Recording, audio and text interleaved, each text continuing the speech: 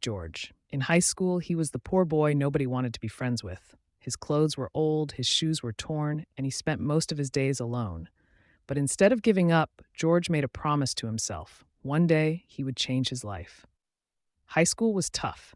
He worked after class to pay for books, studied at night under a dim light, and walked home alone. Finally, he graduated. Not with applause, not with friends, but with determination burning inside him. After high school, George decided to start his first business.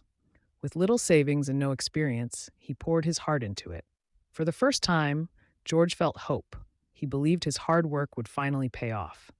But life wasn't ready to reward him yet. His business failed. He lost everything. The same people who once mocked him said, "See, he will never succeed." George was devastated. He felt broken. For a moment, it seemed easier to quit. But George didn't quit. He told himself failure is not the end. It's the beginning of learning. He studied other entrepreneurs, learned about mistakes, and saved every coin he could. Instead of running from failure, George rebuilt. This time, he came back stronger, with a smarter plan. George started his second business. It wasn't easy. Long nights, endless rejections, and countless struggles. But step by step, his effort began to pay off. Customers started coming. His work was being noticed. The boy who was once ignored was now building something real. Now at 22, George runs a growing business of his own.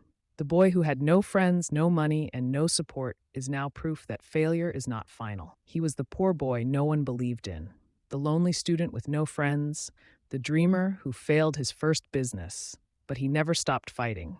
At just 22, he turned his pain into power, his failure into fuel, and his loneliness into strength.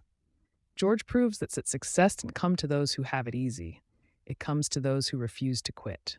So if life is testing you today, remember George, because your struggle today can become your success tomorrow. It was never about proving them wrong. It was about proving myself right, George said, reflective.